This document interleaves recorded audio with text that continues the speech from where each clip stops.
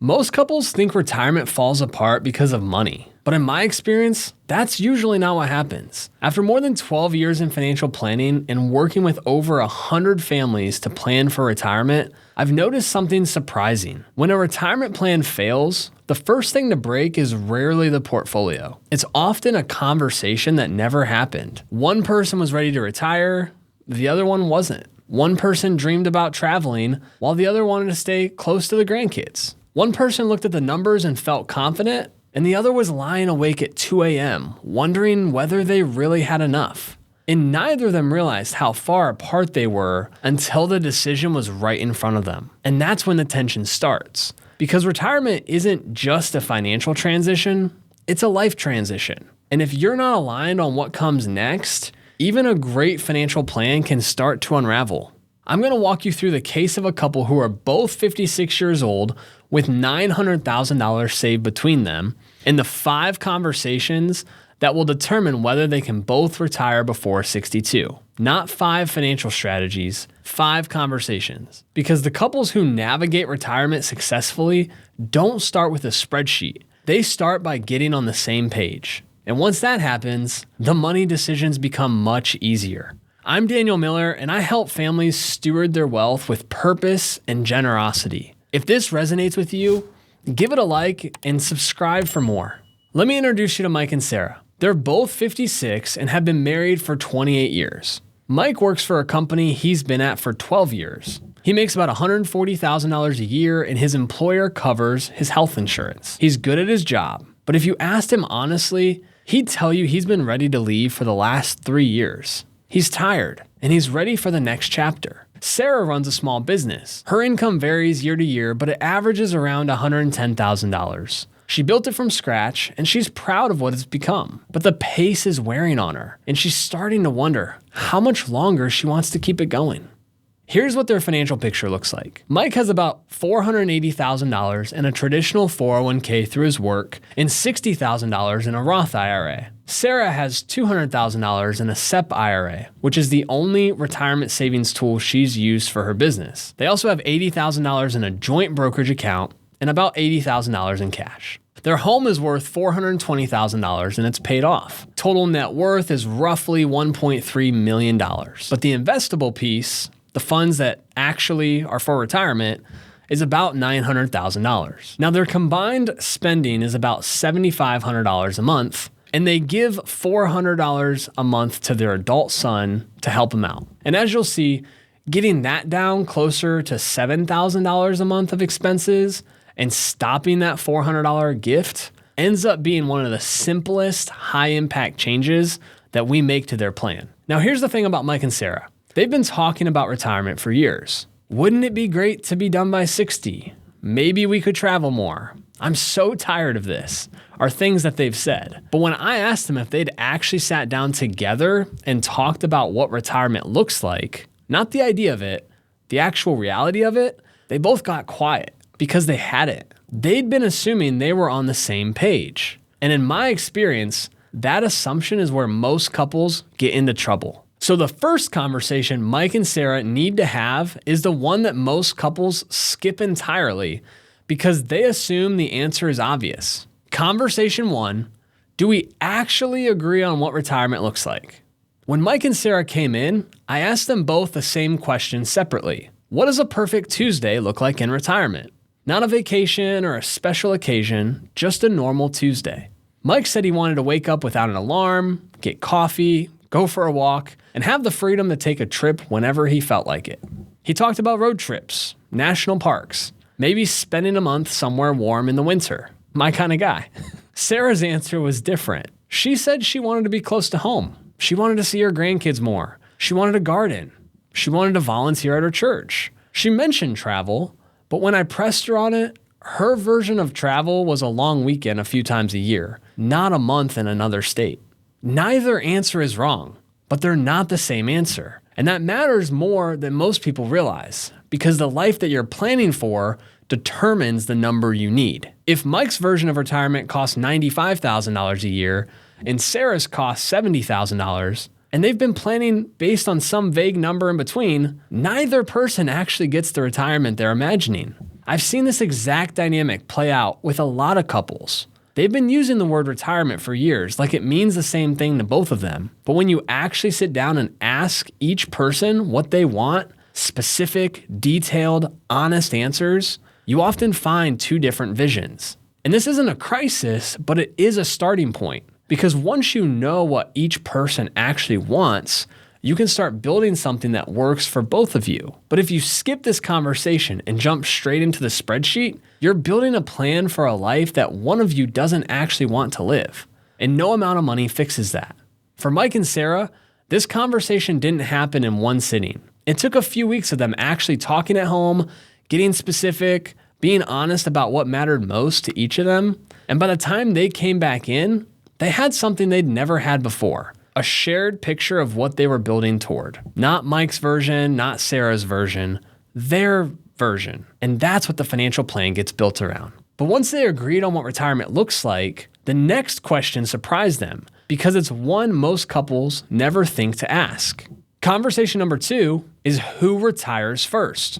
When I asked Mike and Sarah if they'd considered one of them retiring before the other, they both said no. They always imagined walking out on the same day. And it's a nice picture, but from a planning standpoint, it's rarely the best one. Here's what happens if Sarah steps away from her business at 58 and Mike keeps working until 60. First, their income doesn't drop to zero overnight. Mike is still earning $140,000. He's still contributing to his 401k, and we actually bumped that contribution from 10% up to 15% during this window since he's got the income to support it and the extra runway to use it. Their savings are still growing, and that 2-year runway means they enter full retirement with more money than they would if both left at the same time. Second, and this is a big one, but Sarah can potentially stay on Mike's employer health insurance plan during those 2 years. Instead of paying for 2 private insurance policies, they might only need to add Sarah to Mike's coverage.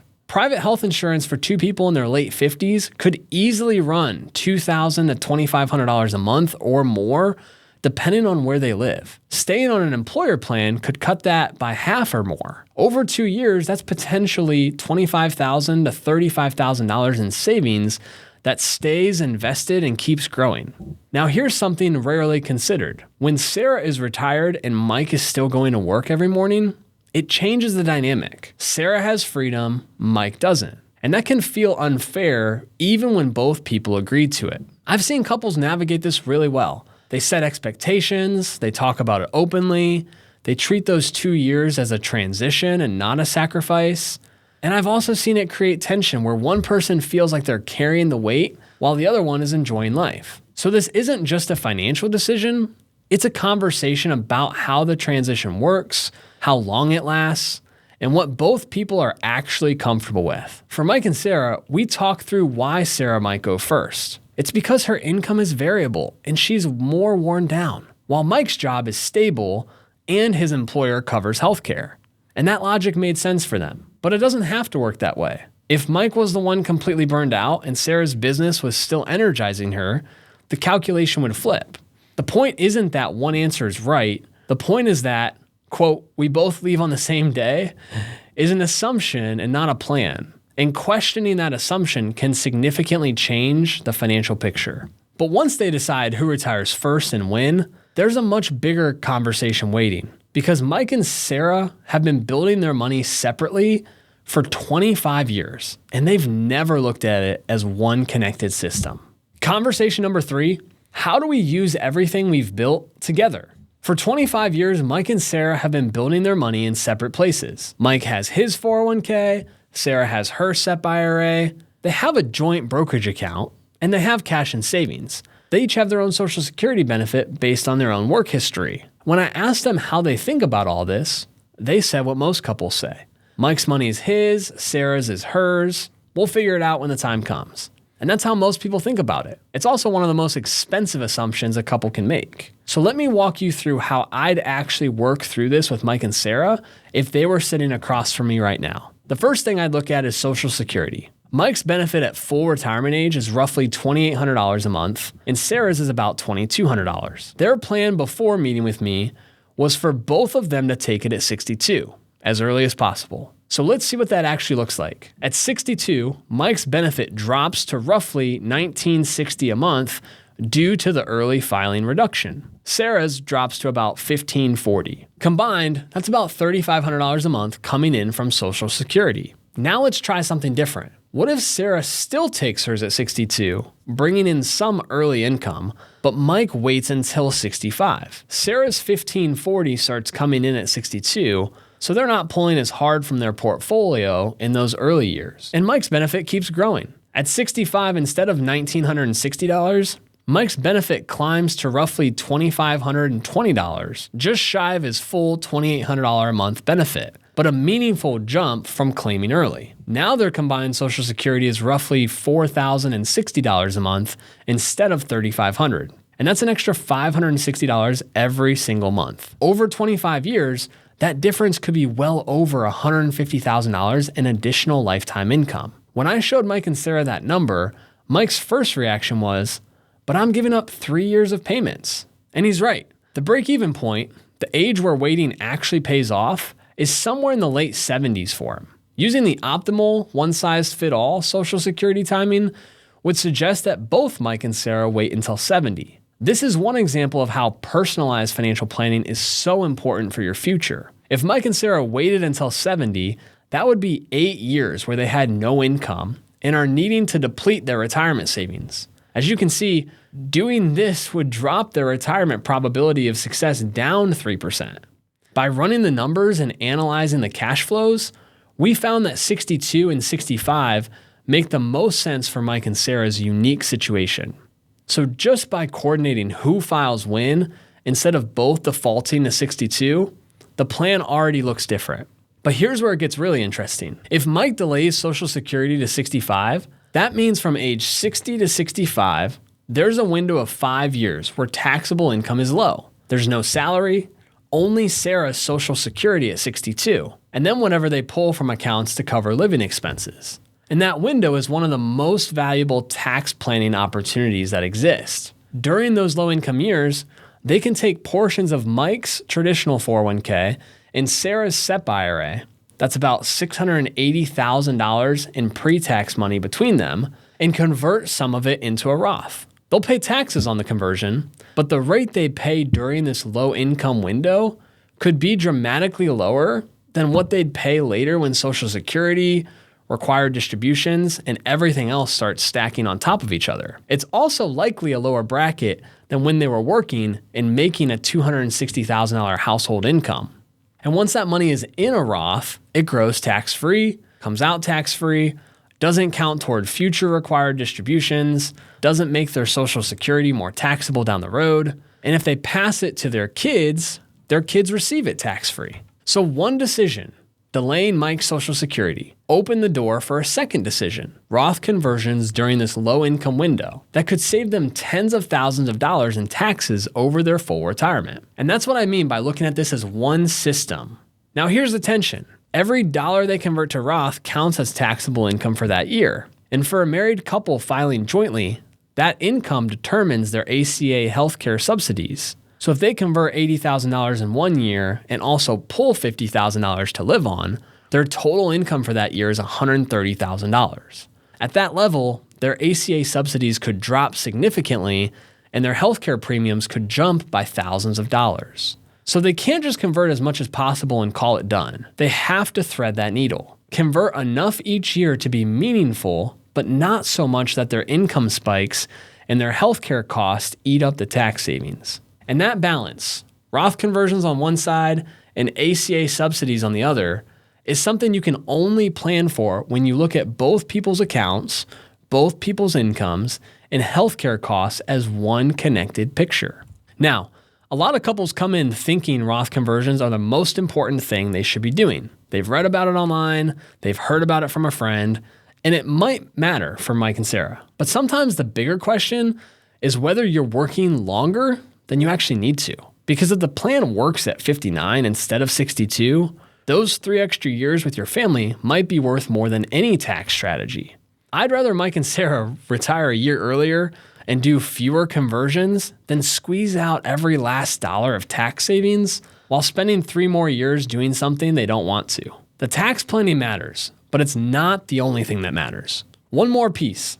Sarah's been using a SEP IRA for her business, and it's been a solid tool. But if she has no full-time employees, she might be eligible for a solo 401k. The difference is that a solo 401k lets her contribute as both the employer and the employee, which could mean significantly higher total contributions each year. If Sarah has 2 to 4 more working years, the gap between what she can save in her current setup versus the right plan structure could be $30,000 to $50,000 or more in additional retirement saving by the time she stops. For Sarah, that meant restructuring to a solo 401k and pushing her contributions up to $37,500 a year, money that was already available in her business. It was just sitting in the wrong structure.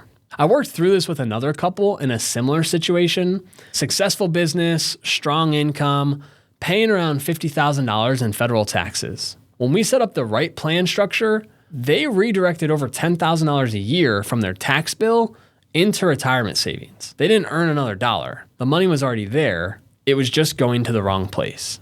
Every business is different, and the right plan depends on Sarah's income, her business structure, and other factors. But if she hasn't looked at whether her current setup is the best one for her remaining working years, that conversation alone could be worth tens of thousands of dollars. The bigger point is that none of these decisions live on their own. Social Security timing created the Roth conversion window. The Roth conversion window has to be balanced against healthcare costs. Healthcare costs depend on how much income they show. Income depends on what accounts they pull from and how much they convert.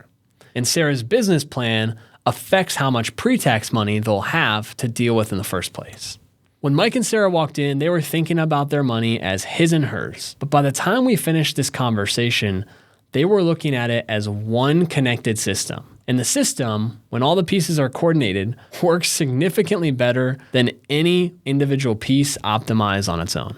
By the way, if you're watching this and realizing that you and your spouse have money in different accounts, different Social Security timelines, and no one looking at how all of it fits together, that's exactly what my team and I help couples figure out every day. There's a link in the description where you can book a conversation with us. There's no pressure, no pitch, just a real look at your full picture together so you can start making decisions as a team instead of guessing separately. Even with all the money pieces working together, there's a conversation Mike and Sarah have been avoiding. And honestly, it's the one most couples avoid for the longest. Conversation number 4, what are we willing to say no to?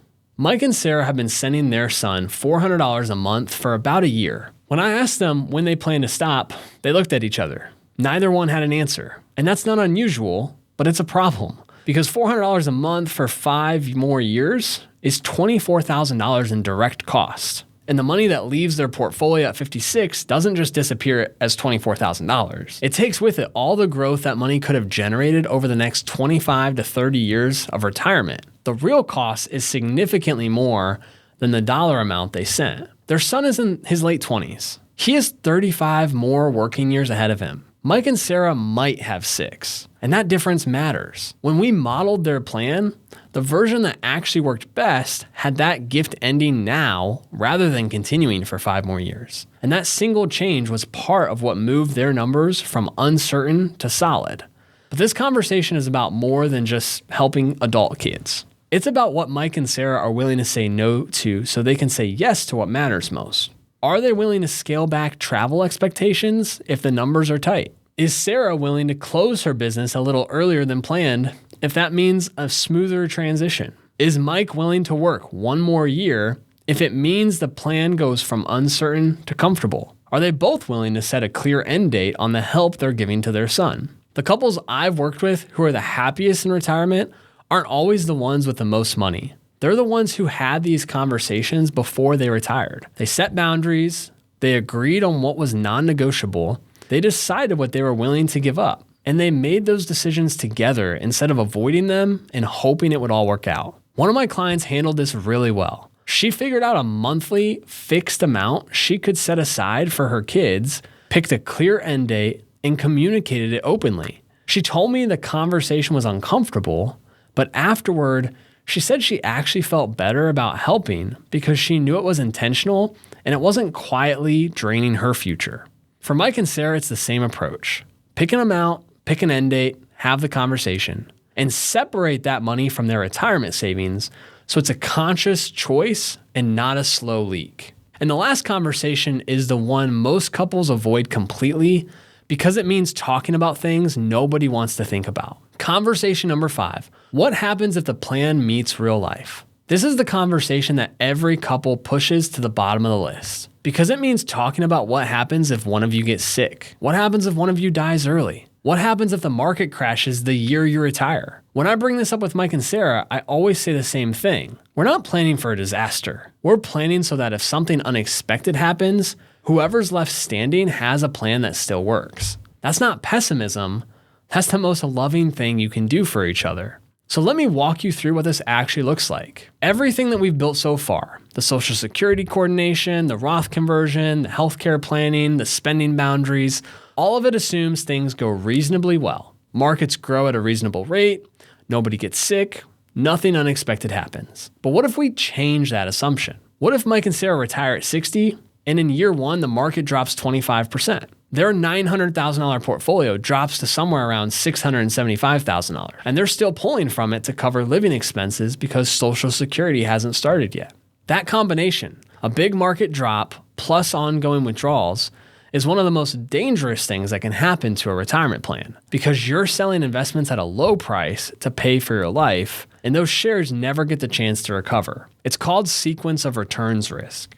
Under normal conditions, Mike and Sarah's plan looks solid. But under this scenario, the first 5 years get very tight, and that tightness can ripple through the rest of their retirement if nothing is adjusted. That's why we don't build the plan around the best case. We build it around the version where things don't go perfectly, and we still make sure it works. Part of that meant adjusting how their money is invested, shifting their approach as they got closer to retirement, and moving toward a more income-focused allocation once they're actually in it, so the portfolio is built for the years it actually has to carry them through, not just the years leading up to retirement. For Mike and Sarah, that means keeping 2 to 3 years of living expenses in cash or very stable investments, so that even if the market drops, they're not forced to sell anything. They live off the stable money while the invested money has time to recover.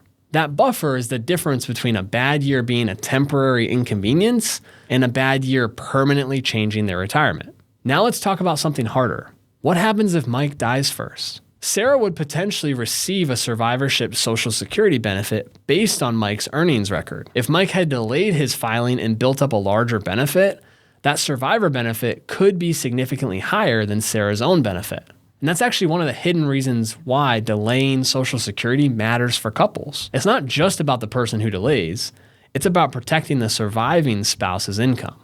But other things change too. If Mike dies, Sarah files taxes as single instead of married filing jointly. That means a potentially higher tax bracket on the same income. Her standard deduction is smaller. Her tax brackets are tighter. So the same withdrawals that were manageable as a married couple could create a bigger tax bill as a single filer. And if Mike was the one managing the finances, Sarah now has to navigate a complex financial picture she may never have been deeply involved in. All of those things are manageable, but only if they've been discussed and planned for before they happen, not after. And then there's health. If one of them needs long-term care at 72 or 75, the cost could be thousands of dollars a month. Depending on the type of care and where they live, that could go on for years. Does the plan absorb that? Is there an insurance option that they should explore now while both of them are still healthy enough to qualify? What's the backup plan if the cost exceeds what the portfolio can handle on its own? And these aren't fun questions, but the couples I've worked with who went through this exercise before they retired were not more anxious afterwards. They were more confident because they stopped wondering what if and started knowing if that happens, here's what we do. That's a completely different feeling, and it changes how they experience retirement every single day. Not because nothing goes wrong, things always go wrong eventually, but because when it does, they're not scrambling. They've already had the conversation. They already know the plan. Here's what all this adds up to. Mike and Sarah's original plan, the one they walked in with, had about a 60% probability of success with a median ending portfolio of roughly $362,000. After working through these 5 conversations and the changes that came out of them, their probability of success jumped to 72% with a median ending portfolio of over $1.35 million.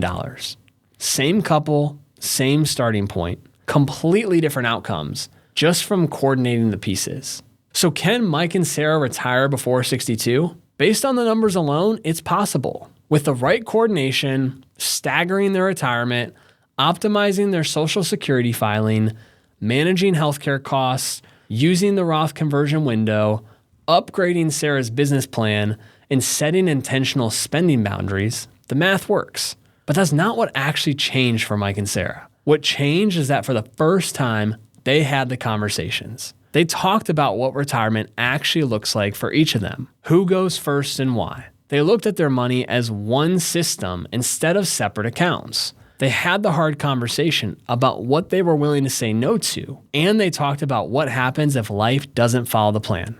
By the time we got to the spreadsheet, half the work was already done because they weren't building a plan for two separate people anymore. They were building one plan for one shared life. And that's the thing I want to leave you with. If you and your spouse are sitting at the kitchen table wondering whether you can retire, the first step isn't opening a calculator. The first step is turning to each other and asking, what do we actually want this to look like? Everything else flows from that. Those are the 5 conversations every couple needs to have before they retire. And if you and your spouse recognize yourself in any of them, that's a really good sign. It means you're seeing this now instead of 5 years from now. But even with the right conversation and the right plan, there are traps that quietly derail American retirements that most people never see coming.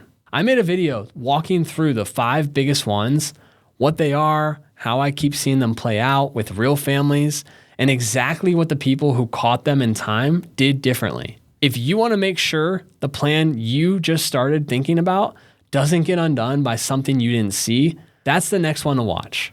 I'm Daniel Miller, and I help families steward their wealth with purpose and generosity. If this resonates with you, give it a like and subscribe for more.